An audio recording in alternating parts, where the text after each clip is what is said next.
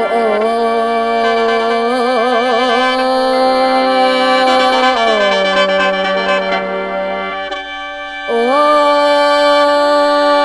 ย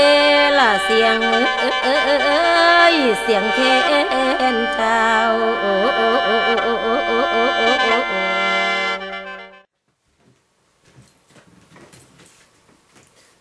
สบายดีเนาะพ่อแม่พี่น้องเป็นจังไงเนาะมื้อนี้ยินดีมีแฮงทุกคนบ่มื้อนี้เอามาเว้ากันต่อเนาะมาปรึกษากันต่อมาสอนกันต่อเพราะว่าเวียกเขามันยังหลายเฮามาสอนกันตลอดบ่แม่นว่าตัวค่อยคนเดียวจะออกมาสอน หลายคนก็มันออกมาเว้าเนาะก็ดีใจนำทุกคนที่กล้าหาญและออกมาเว้าการต่อสู้มันหักมีหลายวิธีหนึ่งคือพวกเขาออกมาเว้าเริ่มต้นก็ออกมาเว้าออกมาประท้วงออกมาเรียกร้องเอาสิทธิเสรีภาพของพวกเขาเนาะ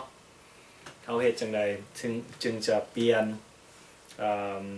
หรือปรับปรุงกฎหมายหรือปรับปรุงรัฐบาลหรือเปลี่ยนรัฐบาลก็ว่าได้เพื่อประชาชนจะมีความสุขความเจริญและมีดีมีศักดิ์ศรีคือชาติอื่นเขาและมีโอกาสแข่งกับชาติอื่นหรือประเทศอื่นแล้วก็มีโอกาสเนาะใฝ่ฝันมีโอกาสเว้าโอกาสว่ามีโอกาสใส่ความคิดมันสมองเจ้าของให้เป็นของตัวเองหรือว่าเป็นของประเทศชาติเนาะมื้อนี้มาเว้าเรื่องตั้งรัฐบาลกันว่าตั้งรัฐบาลนี่มันมีหลักการมันมีแนวใดแต่พื้นฐานมันควรมีอย่างมัน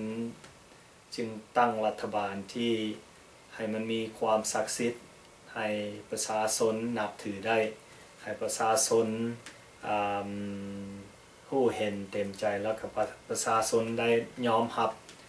เต็ม 100% รัฐบาลนี้มันจึงเป็นรัฐบาลของประชาชนบ่แม่นว่าเขียนออกมาว่าเป็นประชาธิปไตยแต่ภาคปฏิบัติมันบ่แม่นแนวนั้นเว้าเรื่องหลักการหรือพื้นฐานกันก่อนเนาะการรัฐบาลมันมีอย่างแน่พื้นฐานข้อหนึ่งคือการเชื่อถือศาสนา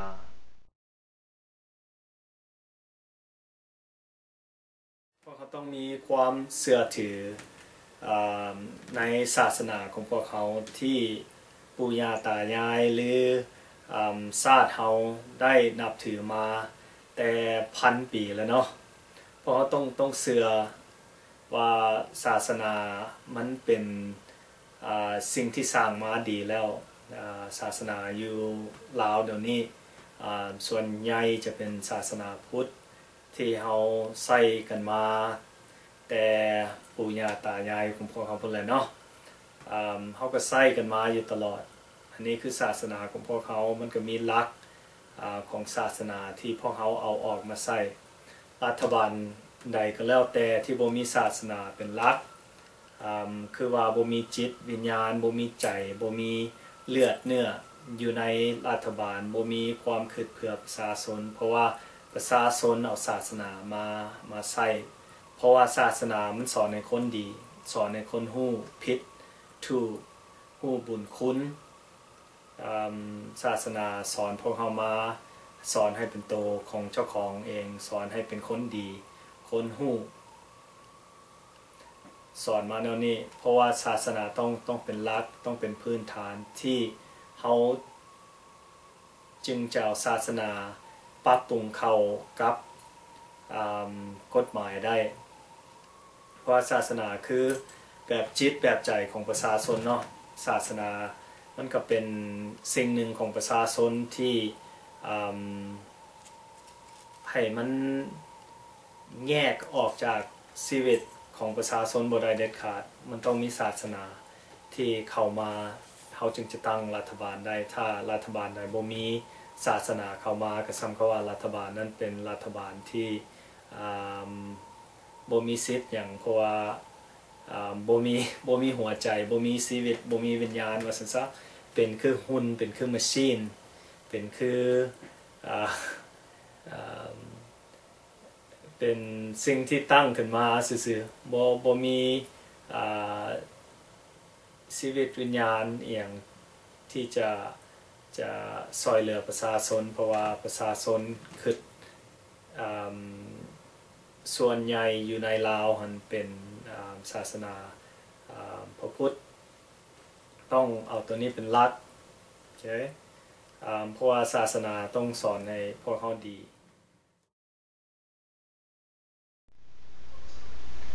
ข้อที่2ความดี goodness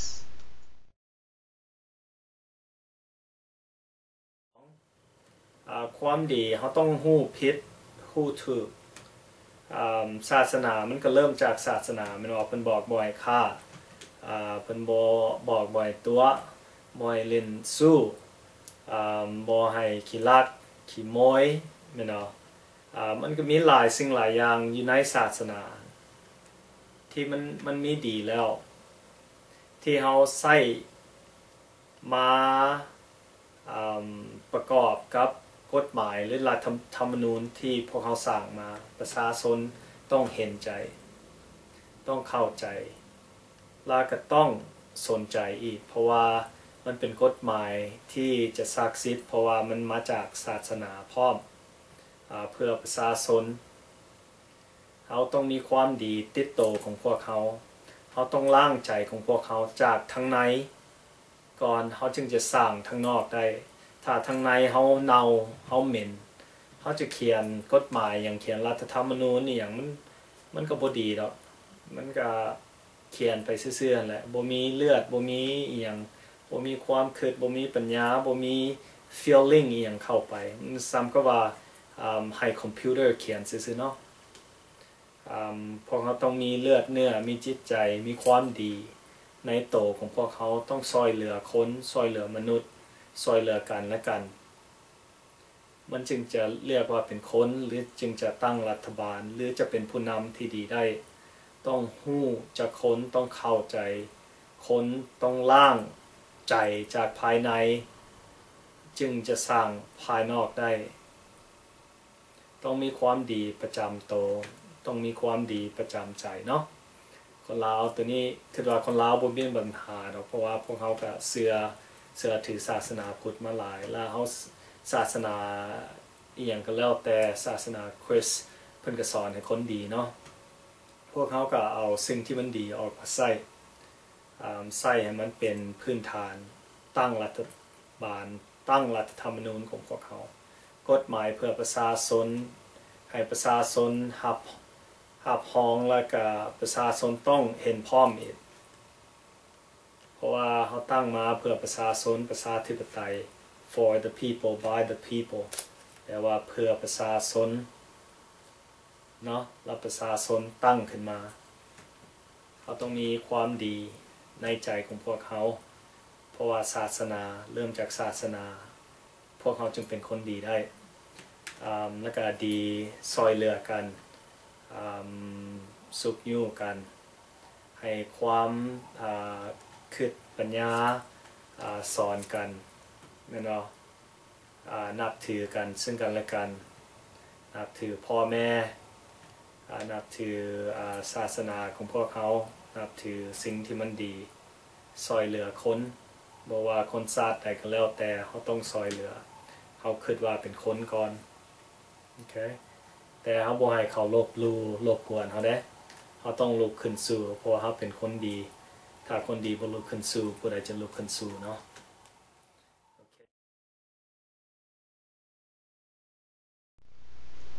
ข้อที่3คือการศึกษามีความรู้ความรัก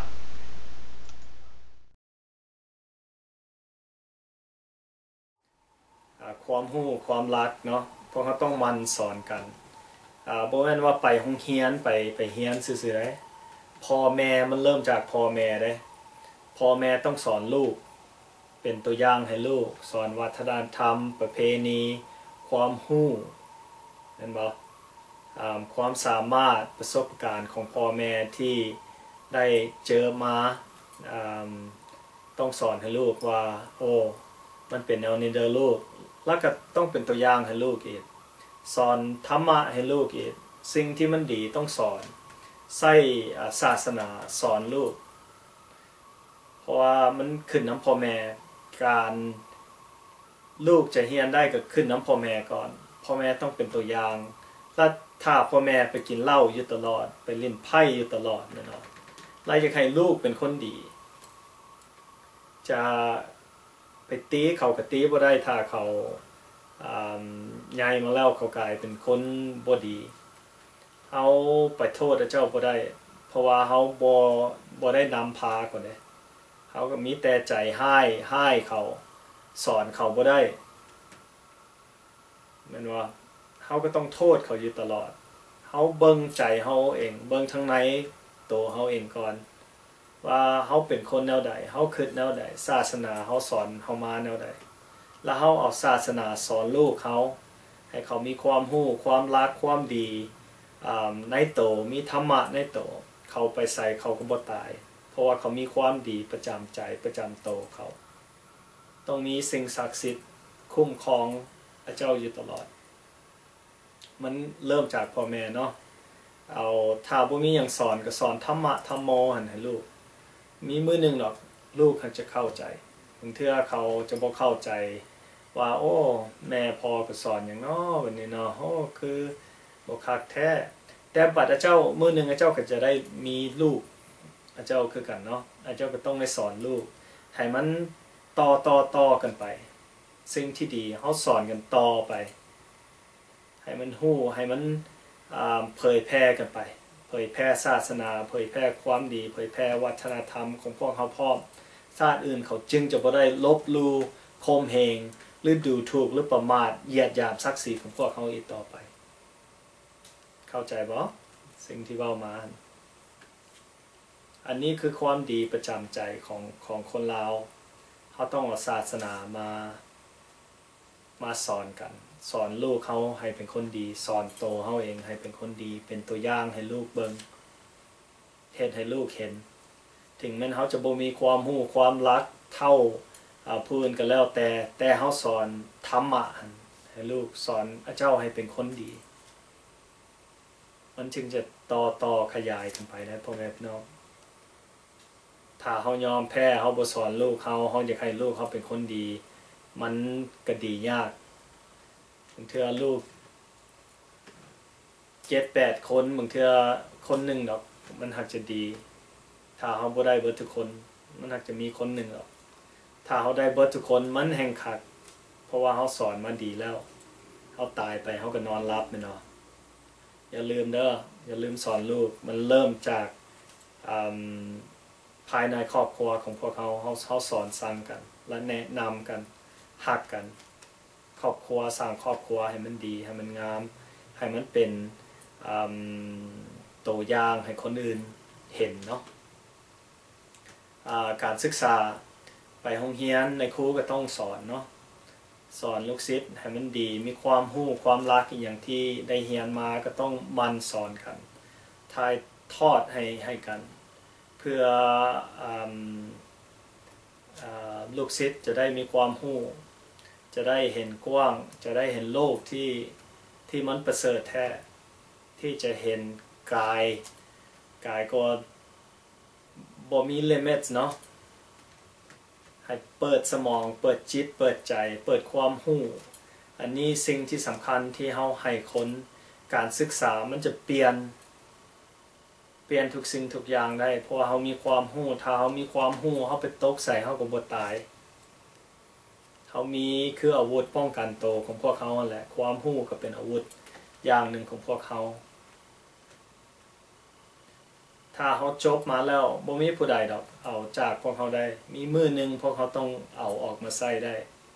เรียนอยู่ตลอดได้โอกาสต้องเรียน ถึงมันจะทุกข์ยากลำบากก็แล้วแต่ผู้หนุ่มผู้น้อยต้องมันเรียนเนาะเรียนอยู่ตลอดมีมือหนึ่งดอกมันหักจะได้โอกาสมันหักจะมีโอกาสที่พวกเจ้าจะได้ใส่มันเรียนไปเรียนสุดความสามารถโลกนี้มันแปลกเลยเนาะมันเปิดโอกาสให้พวกเขาถ้าพวกเขาบ่จับเอาถ้าพวกเขาบ่พร้อมมันก็จะผ่านไปซื่อๆผ่านพวกเขาไปแล้วพวกเขาก็คิดมาโอ้กูบ่มีบุญแน่เนาะกูบ่ได้คือหมู่มันบ่แม่นเพราะว่าเขาบ่เตรียมพร้อมเขาต้องเตรียมพร้อมเขาเตรียมพร้อมถ้าเขามีความรู้ความรักความฉลาดความสามารถมี experience ในการเวียกงานของพวกเขาบ่ว่าอีหยังก็แล้วแต่พวกเขาต้องเฮ็ดสุดความสามารถของพวกเขาต้องอดทนเฮ็ดให้มันดีเฮ็ดให้มันงามเฮ็ดให้มันมี quality เฮ็ดให้มันมี impact เนาะแล้วปรับปรุงเข้ากับสภาพการอยู่ตลอดปรับปรุงมันอยู่ตลอดปรับปรุงเบิ่งเจ้าของอยู่ตลอดสังเกตคนอื่นแล้วปรับปรุงอยู่ตลอดมีมือหนึ่งเขาหักจะได้มันเนาะการศึกษามันสำคัญบ่ว่าศึกษาอยู่ไสก็แล้วแต่เขาต้องเรียนอยู่ในครอบครัวเฮาอยู่วัดอยู่เว้านำหมู่เว้านำครูบาอาจารย์ในครูเฮาต้องได้ความรู้ออกมาอยู่ตลอดเบิ่งทีวีเบิ่งฟังวิทยุอย่างเฮากับมันศึกษามันเรียนมันค้นคว้าอ่านปึ้มออนไลน์เฮาก็มีแล้วเนาะค้นคว้ามันนี่คันอยากรู้อีหลีอยากรู้ความจริงค้นคว้ามันอาจจะเปิดใจเปิดความจริงให้เฮารู้การศึกษามันเปิดสมองมันให้เอาความจริงเอาความดีมาเว้ากันเนาะมันจะเปิดโอกาสให้คนเพราะฉะนั้นการศึกษามันก็สำคัญหลายข้อที่3เนาะข้อที่4คือรัฐธรรมนูญกฎหมายของพวกเขามันต้องมีการยุติธรรมแล้วก็ต้องมีการให้อภัยเมตตาอันนี้ข้อที่4กฎหมายรัฐธรรมนูญของพวกเขาก็ต้องสร้างมาจากศาสนาของพวกเขาสิ่งที่มันดีพวกเขาสร้างขึ้นมาเข้ากับสมาคมเข้ากับศาสตร์ของพวกเขาเพราะศาสนามันก็เป็นสิ่งที่สอนให้พวกเขาดีแต่กฎหมายมันเฮ็ดป้องกันคนอีกมันเฮ็ดให้ประชาชนมีสิทธิ์เว้าสิทธิ์ว่าสิทธิ์เปลี่ยนแปลงปรับปรุงรัฐบาลสู้กับโลกเขาแข่งขันน้ำโลกเขากฎหมายมันต้องหนักแน่นแล้วมันต้องมี quality มีคุณภาพและมีศักดิ์สิทธิ์อีกเนาะมันต้องศักดิ์สิทธิ์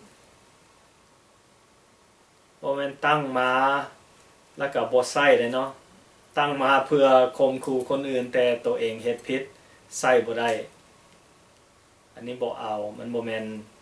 รัฐธรรมนูญและบ่แม่นกฎหมายของประชาชนกฎหมายมันต้องมีความยุติธรรมเนาะถ้าผู้ใดเฮ็ดผิดต้องขึ้นศาลแม่นบ่หรือเว้ากันก็ได้ถ้าเฮ็ดผิดอีหยังนะแต่มันต้องมีjustice เนาะเพิ่นเอิ้นมีคุณธรรมมีความดีในกฎหมายที่เขาสร้างมามันก็ต้องมีการให้อภัยกฎหมายมันต้อง balance เนาะมันจึงจะได้ถ้าบ่แม่นว่าเฮ็ดผิดน้อยๆจะโยนเข้าคุกโลดมันบ่ได้เฮาปรับใหม่มันต้องเข้ากับสภาพที่คนเฮ็ดผิดบ่แม่นเฮาจะฆ่าจะแกล้งกันลูกเดียวได้มันต้อง balance กันเนาะ อันนี้เขาจึงเรียกว่ากฎหมายเอิ้นว่ากฎหมายเพื่อประชาชนสร้างกฎหมายเพื่อประชาชนแล้วประชาชนก็ยอมรับเต็ม 100% ว่ากฎหมายนี้เพื่อประชาชนเพื่อตัวเจ้าและเพื่อครอบครัวพร้อมเนาะกฎหมายมันต้องศักดิ์สิทธิ์มันต้องบาลานซ์กันมันต้องมีความยุติธรรมและมันก็ต้องมีการให้อภัยพร้อมมันจึงจะได้บ่แม่นว่าจะตัดสินใจฆ่าโยนคนเข้าคุกหรือขังกันอยู่ตลอดหรือบ่ให้ปากเบ้าอันนี้มันบ่แม่นกฎหมายแล้วมันแม่นกฎขู่ข่มเหงประชาชนตั้งมาเพื่อให้ประชาชนเป็นขี้ข่าเป็นคนใช้ของรัฐบาลเป็นคนใช้ของคนบ่ดีอยู่ในชาติเป็นคนใช้มาเฟียหรือว่านักเลงก็แล้วแต่มันบ่ถือกับหลักเพื่อประชาชนเว้ามาแล้วประชาชนบ่ต้องการรัฐบาลนั่นคือเบิ่งแมั้ยถ้าบ่มีรัฐบาลประชาชนแห่งมีดีกินดีแห่งมีหลายก่อนรัฐบาลหั่นอีกประชาชนสามารถอยู่รอดถ้าบ่มีรัฐบาลแต่รัฐบาลอยู่บ่รอดถ้าบ่มีประชาชนคิดเบิ่งแมั้ยเอารัฐบาลออกไปมั้ยประชาชนสามารถที่จะคุ้มครองตัวเองได้เพราะฉะนั้นรัฐบาลที่บ่ดีเฮามีสิทธิ์ล้มหรือเปลี่ยนปรับปรุงให้มันเข้ากับสภาพของพวกเขาเฉพาะรัฐบาลหุ้นที่บ่แม่นของพวกเขาเต็ม 100% พวกเขาต้องเปลี่ยนต้องล้มได้เพราะว่ามันเป็นสิทธิ์ของชาติของสิทธิมนุษย์ธรรมชาติของพวกเขาเต็ม 100% เพราะว่าเขาเกิดอยู่ในประเทศลาวแผ่นดินประเทศลาวเสื้อชาติของเขาเป็นคนลาวเนาะ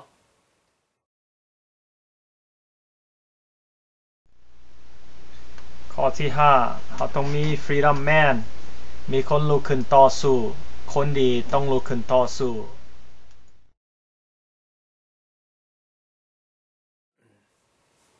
ตัวนี้มันสำคัญหลายเพราะเขาต้องลุกขึ้นสู้ต้องลุกขึ้นประท้วงเอาสิทธิ์ของพวกเขา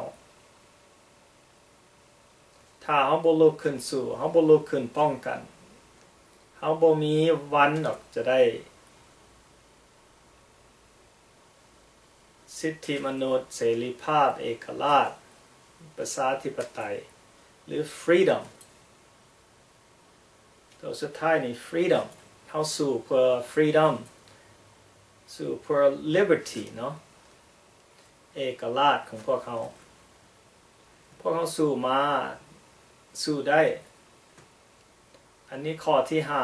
5คนต้องลุกขึ้นสู้ประชาชนต้องลุกขึ้นสู้บ่ว่าจะเป็นทหารเป็นนายครูเป็นนายหมอเป็นหมอเป็นหนุ่มการพวกศึกษามีการศึกษาพวกค้าขายเป็นชาวไร่ชาวนาผู้อยู่นอกผู้อยู่ในมีความรู้เป็นด็อกเตอร์ต้องลุกขึ้นสู้นำกันเบิดมันจึงจะได้แม้นบางคนก็จะบ่สู้ดอกเขาก็บ่ตีแต่ส่วนใหญ่คนที่เข้าใจปัญหาของประเทศชาติเฮาต้องลุกขึ้นสู้มันจึงจะได้ประเทศเฮามันมีหลายวิธีการต่อสู้ของพวกเขามันมีหลายวิธีพวกเขาค้นหาศึกษาความรู้ใช้ปัญญาของพวกเขาค้นฝึกอยู่ตลอดปรับปรุงมันอยู่ตลอดเรียนอยู่ตลอดเป็นหยังมันจะบ่เปลี่ยนเฮาอยู่โลกที่มันมีอินเทอร์เน็ตมีออนไลน์ทุกสิ่งทุกอย่างที่เฮาแชร์กันได้เบิดทุกอันมันไวขนาดนี้ได้พวกพี่น้องไวขนาดเฮาแชร์กันเฮาเว้ากันได้ประสานงานกันปรึกษากันได้ปินไปหากันก็ปียนปีเดียวผู้ปินไปบ่ได้ก็ส่งปัจจัยไปซอยส่งเงินคำซอยน้ำส่งใจไปซอยเอาความหักมา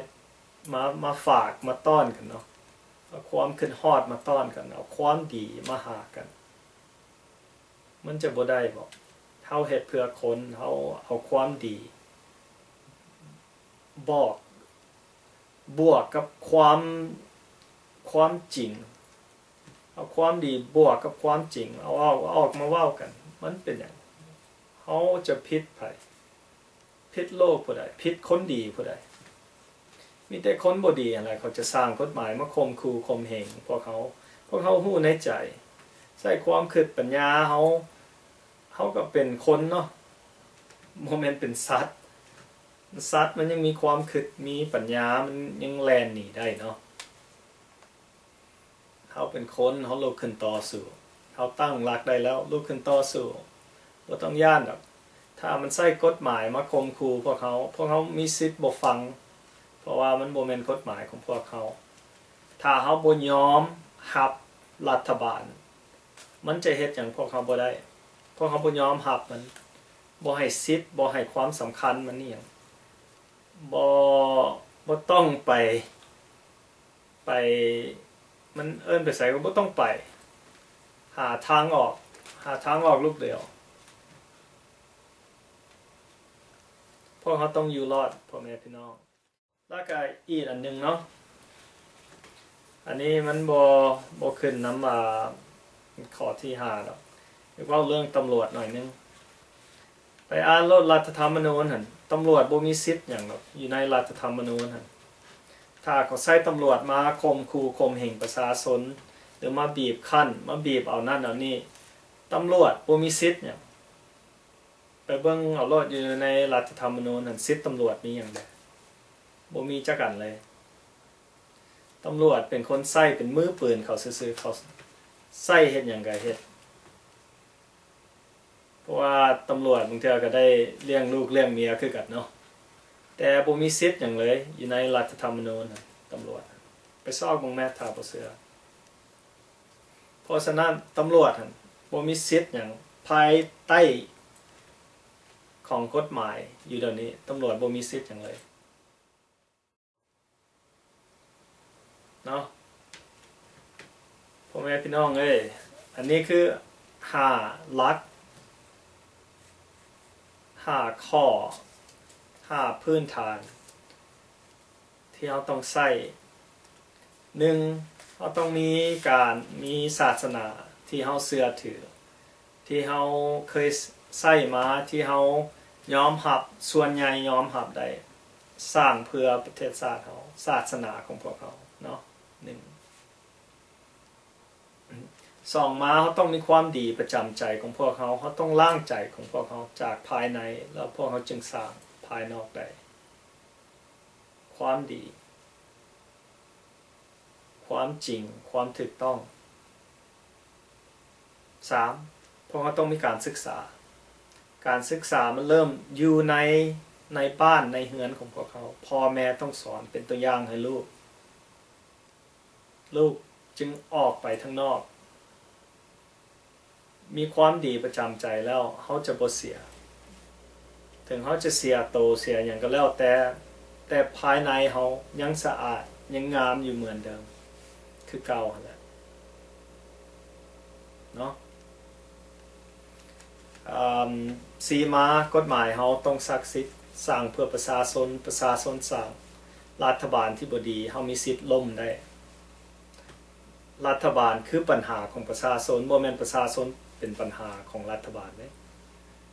ประชาชนบ่ต้องการรัฐบาลต่างหากที่ต้องการประชาชนคู่ที่ภาษีของประชาชนบ่มี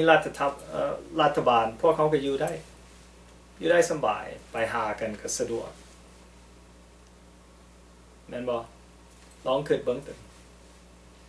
และข้อที่5ต้องลุกขึ้นมาต่อสู้พ่อแม่พี่น้องถ้าเฮาบ่ลุกขึ้นมาต่อสู้เฮาบ่ได้ประเทศชาติเฮาแน่นอนคนดีต้องลุกขึ้นมาต่อสู้เฮาสู้ด้วยความยุติธรรมด้วยความดีความจริง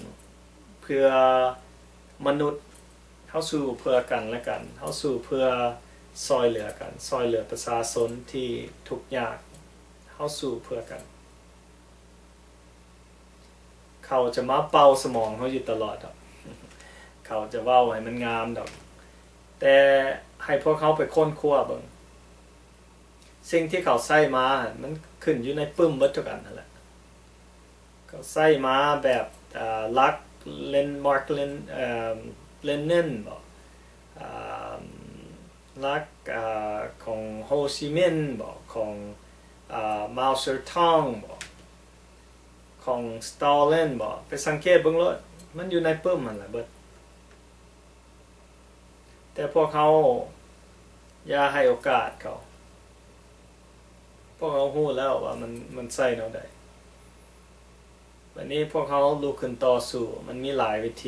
ธีนี้ก็วิธีหนึ่งเขาผสมประสานกันเนาะพ่อแม่พี่น้องเอาวันนี้เขามาเว้าเรื่องตั้งรัฐบาลมันควรมีพื้นฐานแนวใดๆเนาะคิดว่าส่วนหลายก็จะเข้าใจเนาะว่าค่อยเว้าหยังไปถ้าบ่เข้าใจก็ส่งอีเมลส่ง Facebook comments หรือ Skype หาค่อยก็ได้เนาะโทรเข้าลาว overseas หรือโทรเข้า YPDL Free Lao Campaign ADL ไม่อย่างก็แล้วแต่พวกเจ้าต้องซอกหาเขาได้ถ้าพวกเจ้าต้องการตัวค่อยอีกบุโดนพวกเขาเจอกันดอกเนาะรักษาตัวนักต่อสู้ของพวกเขาทั่วมุมโลกรักษาตัวเนาะแล้วเขามาเว้ากันใหม่มีอย่างเขาก็ต้องมันออกมาสอนกันบ่ถ้าเปิดหน้าเปิดตาก็ได้ออกมาสอนกันเลยมีอย่างดีเขาออกมาสอนกันเอาความรู้ถ่ายทอดให้กันมันจึงจะได้ประชาธิปไตยให้ได้ไว้ก่อนเขาคาดหมายไว้เนาะเอาเท่านี้ก่อนแล้วเราบอกกันใหม่รักษาตัวเขาต้องอยู่รอดหากคนเรา peace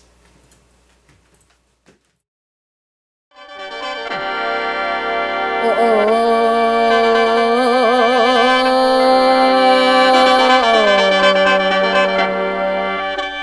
โอ้ยล่ะเสียงเสียงแค้นเจ้าโอ้โอ้โอ้โอ้โอ้โอ้โอ้